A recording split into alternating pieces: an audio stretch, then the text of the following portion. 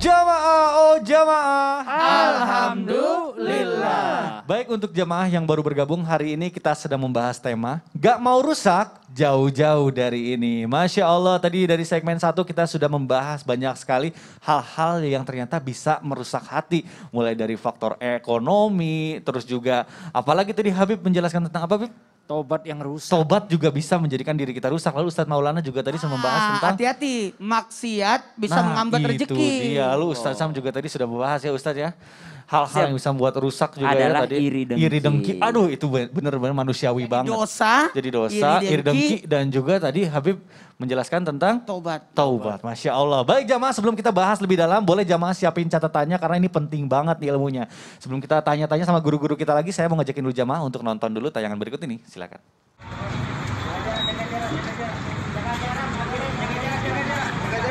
Mundur teman-teman, mundur ya. Mundur. Yang sudah dapat langsung minggir yang sudah dapat. Ini, Pak. Punya sendiri ditaruh. Ayo yang sudah dapat mundur.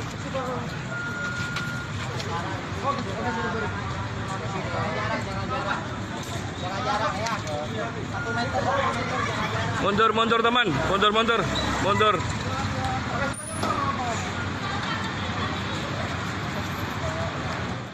Waduh, Masya Allah, Alhamdulillah. Tapi sebentar, saya ini mau ngecek nih di kontak nih ada nggak yang namanya Korun tapi HP-nya rusak. Ini gimana ya? Ustadz Maulana tadi sebelum iklan katanya siapa sih Korun itu? Katanya kalau kita misalnya ini, Iya. Kenapa tuh? Ada apa dengan Korun? Mohon penjelasan yang tadi. Saya mau tanya buat kepada jamaah termasuk Mikdad. Betul. Pernah dengar nggak kata harta karun? Pernah lah, kan kalau misalnya di game-game itu biasanya kita mencari tantangan untuk mendapatkan harta karun gitu. Bener nggak? Dasar pemain Itu bukan. game yang saya terima. Bener nggak? Saya nggak paham itu, aku nggak main game. Oh gitu. Ya pokoknya harta karun itu harta yang tersembunyi kan Oh Ustadz iya Maulana. benar. Gimana? Mohon penjelasannya nih. Ada hubungannya nggak sama video tadi Ustadz? Ada dong. Baik, bismillahirrahmanirrahim. Jamaah yang dimuliakan oleh Allah. Masya Allah, tabarakallah. Makasih banyak kembali kepada tim Islam Mitinda yang mengangkat tema ini. Bagaimana kita bisa memperbaiki diri, mengintrospeksi diri. Bukan malah, mohon maaf, mengoreksi orang, tapi memperbaiki diri. Termasuk tema kita hari ini tentang bagaimana hal supaya tidak terjadi kerusakan. Nah, kalau berbicara tentang korun, sebenarnya korun ini memberikan pembelajaran besar kita untuk tidak bersifat kikir sebenarnya. Jangan pelit. Padahal korun ini dulu awalnya adalah orang yang rajin ibadah. Nah dalam hal ini, dalam satu riwayat disebutkan korun ini adalah ada hubungan kekerabatan kepada Nabi Musa alaihissalam. Jadi kisah korun ini adalah kisah yang berasal dari zamannya Nabi Musa alaihissalam. Dan diabadikan dalam Al-Quran karena ini juga jadi pembelajaran besar buat kita. Jadi kisah-kisah yang ada dalam Al-Quran mungkin kita mendapatkan kisah sesuatu yang buruk, sesuatu yang baik. Tapi semuanya adalah pembelajaran untuk kita bisa belajar supaya tidak bersifat seperti korun. Korun ini kerusakan hatinya. Karena kenapa? Pelit dan tamak. Kenapa? Rakus terhadap harta dan pelit. Dan terjadinya kesombongan pada diri korun yang menganggap bahwa hartaku ini dari usahaku. Padahal kan awalnya minta didoakan sama Nabi Musa alaihissalam. Nah kesombongan inilah yang menyebabkan dia mati bersama dengan harta-hartanya. Sehingga masuk ke dalam tanah, berjalan di bawah tanah. Makanya disebutkan kalau ada harta yang didapatkan di dalam tanah disebut harta korun. Jadi betul, di game itu begitu juga. Biasanya gitu. Kita melewatin tantangan supaya mendapatkan harta yang tersembunyi itu yang diumpetin. Mungkin itu bentuk hadiah ya. Betul. Tapi dalam hal ini disebutkan harta karun. Makanya korun berkata, sesungguhnya aku hanya diberi harta itu karena ilmuku yang ada padaku. Dan apakah ia tidak mengetahui bahwasanya Allah Subhanahu wa taala sesungguhnya telah membinasakan umat-umat sebelumnya yang nilai lebih kuat daripadanya dan lebih banyak mengumpulkan harta daripadanya. Ini hati-hati. Karena dalam hal ini kadangkala kita menganggap diri kita hebat, menganggap kita semua yang kita dapatkan dari usaha kita. Karena inilah timbul kesombongan. Padahal pada saat itu cuma mau dimintai. Gimana nih? Ada nggak bantuannya? Ada nggak zakatnya? Ada nggak infaknya? Ada nggak sedekahnya untuk kemaslahatan, untuk segalanya? Ternyata dia pelit. Enak aja. Kebayang nggak? Kunci rumahnya korun itu, kunci hartanya itu sampai dibawa oleh berapa? 7 orang pemuda. Waduh. Jadi itu luar biasa loh. Kunci-kuncinya berarti kaya banget itu Korun. Kuncinya aja dibawa oleh 7 pemuda yang besar. Ah, kita kunci rumah kita cuma berapa yang bawa. betul. Tapi ingat jangan kikir ya. Betul. Karena kikir itu bisa merusak. Nah itu. Masya Allah. Jadi ada hubungannya sama video tadi. Sangat. Ya, Kalau video tadi kan berbagi, berbagi. gitu ya. Jadi uangnya Mengeluarkan akan hartanya. berberkah. Jadi supaya Keberkahannya. berkah. Tapi kalau orang kikir justru merusak keberkahan harta. Oh, jadi kalau misalnya kita nyimpan uang tuh bukannya belum tentu bertambah banyak ya. Iya. Malah justru takutnya ada rezeki orang lain yang harus kita bagikan ya. Betul, jangan Nah. sampai kita tahan rezeki orang pada harta kita. Aduh, Masya Allah. Baik jamaah, sebelum kita bahas lagi, sebelum kita gali lebih dalam mengenai tema kita hari ini, mari kita bersama-sama untuk mendengarkan murotal Al-Quran yang akan dibawakan oleh guru kita Ustadz Syam. Silakan guru. أعوذ بالله من الشيطان الرجيم بسم الله الرحمن الرحيم وإذا ما أنزلت سورة فمنهم من يقول أيكم زادته هذه إيمانا فأما الذين آمنوا فزادتهم إيمانا وهم يستبشرون وأما الذين في قلوبهم مرض فزادتهم رجسا إلى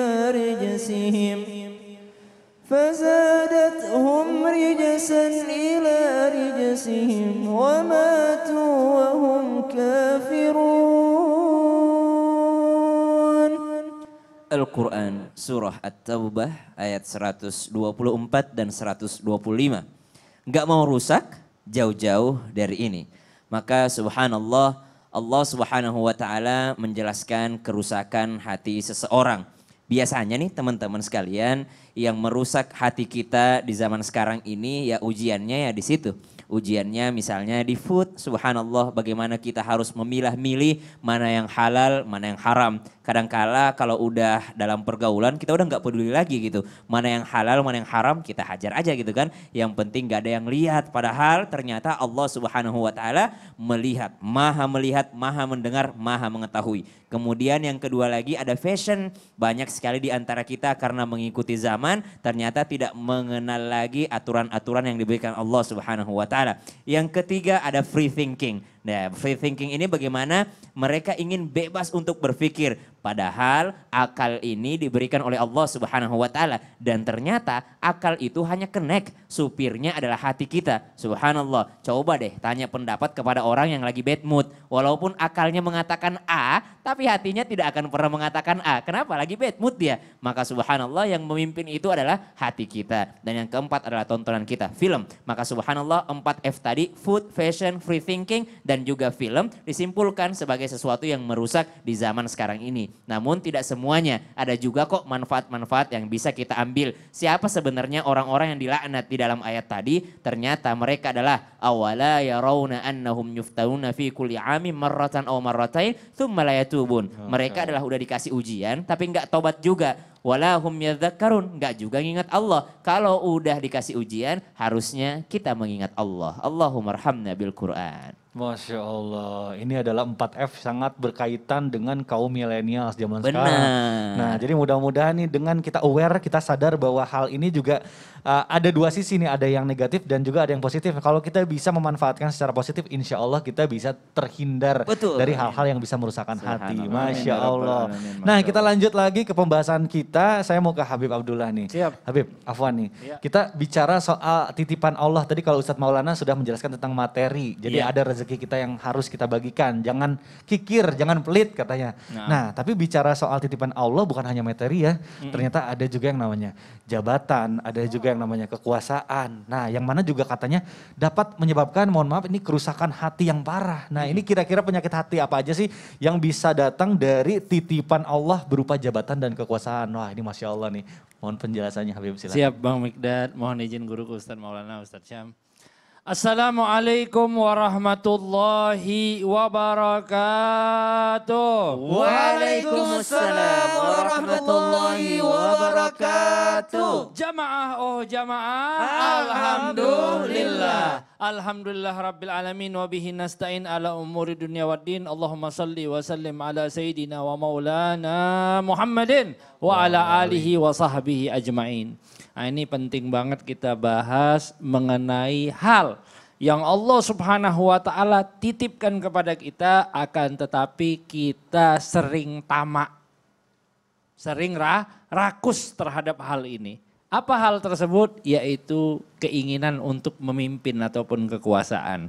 Nah, ini kadang-kadang banyak sekali orang-orang yang lalai. Allah Subhanahu wa taala telah menyatakan di dalam Al-Qur'an bagaimana ketika Allah Subhanahu wa taala ingin menjadikan khalifah di atas muka bumi. Wa idz qala rabbuka lil malaikati inni ja'ilun fil ardi khalifah. Qalu ataj'alu fiha man yufsidu fiha wa yasfikud dima. Ketika Allah Subhanahu wa taala menceritakan kepada para malaikat bahwa aku akan menjadikan pemimpin di atas muka bumi. Maka apa kata para malaikat? Ya Allah, apakah engkau ingin menjadikan orang-orang di atas muka bumi ini pemimpin tersebut yang menumpahkan darah, yang membuat kerusakan dan lain sebagainya. Nah, ini dapat dipahami dari ayat tersebut bahwa kepemimpinan, politik dan lain sebagainya akan menyebabkan agresi militer ataupun menyebabkan kerusakan di atas muka bumi. Walaupun ibaratnya ditopang dengan iklan atas nama agama waliyadzubillah. Kadang-kadang banyak orang ingin menjabat, ingin mendapatkan kekuasaan dan lain sebagainya, akhirnya apa? Akhirnya dia jualan dengan atas nama agama dan lain sebagainya waliyadzubillah ta'ala. Nah, ini perlu kita hindari hal-hal yang seperti itu. Mudah-mudahan Allah Subhanahu wa taala jauhkan dan bersihkan hati kita semuanya. Amin, amin, ya Allah. Dan juga kepemimpinan ini bukan hanya terjadi buat orang-orang yang berlabel partai dan lain sebagainya. Akan tetapi kadang-kadang terjadi di antara masyarakat kita, kehidupan keluarga kita, seseorang yang bermimpi ingin memimpin, ingin ibaratnya tampil, ingin ketenaran dan lain sebagainya. Nah, ini perlu dihindari hal-hal tersebut. Karena apa? Karena hal-hal ini akan merusak hati kita. Kenapa? Karena sama kayak keinginan yang tidak ada batasnya. Kalau kita ibaratnya minum mungkin masih bisa kenyang, masih bisa lepas daripada haus, makan masih bisa merasakan kekenyangan. Tapi bab yang satu ini khususnya masalah siasah, masalah kepemimpinan dan lain sebagainya, nggak ada cukupnya. Aduh. Nggak ada cukupnya. Nauzubillah. Sama rasanya kayak kita ibaratnya pengen hal-hal ini syahwat yang paling kuat, bahkan dikatakan oleh para alim ulama adalah syahwat terhadap kepemimpinan waliyadzubillahi ta'ala. Mudah-mudahan Allah Subhanahu wa taala bersihkan hati kita, tidak menjadikan hati kita hati yang rusak. Amin ya rabbal alamin. Aduh, Masya Allah. Ini jadi memang bahaya sekali ya. Memang kadang nggak ada puasnya. Katakanlah kita misalnya sudah memimpin RT dulu nih, nanti pengen RW terus sampai pengen jadi terus, presiden. Jadi memang nggak habisnya. ada habisnya ya. Aduh, Masya Allah, ini bahaya banget. Nah, ini salah satu hal yang bisa ternyata merusak hati kita, Masya Allah. Nah, saya mau ke Ustadz Syam nih. Apa Afwan, tuh? Ustadz, tadi kan sudah dijelaskan ya, katanya faktor kerusakan hati itu salah satunya adalah iri dengki, pelit. Nah, katanya ini yang selanjutnya itu dekat sekali dengan kehidupan sehari-hari kita. Aku jadi penasaran nih, apa sih Jadi kira-kira? mulai dari awal sampai tausiah Habib tadi itu semuanya dekat dengan keseharian. Betul. Namun subhanallah ada di ayat tadi kita jelaskan itu mereka tidak bertaubat. Maka dari itu kita istighfar dulu deh. Coba istighfar. Istighfar nih. Astagfirullahaladzim. Lagi. Astagfirullahaladzim. Astagfirullahaladzim. Ntar deh habis yang satu ini aja lah. Nanti aja kita Ya lanjut. Allah, saya kaget, saya kira saya mau Kita diruqyah. udah serius. Nanti aja, jangan sekarang. Nanti Jadi aja nggak deh. cukup ya waktunya Nggak Bang cukup. kalau gitu. Nanti kita akan kembali setelah yang satu ini tetap di Islam itu Indah. Jamaah oh jamaah. Alhamdulillah.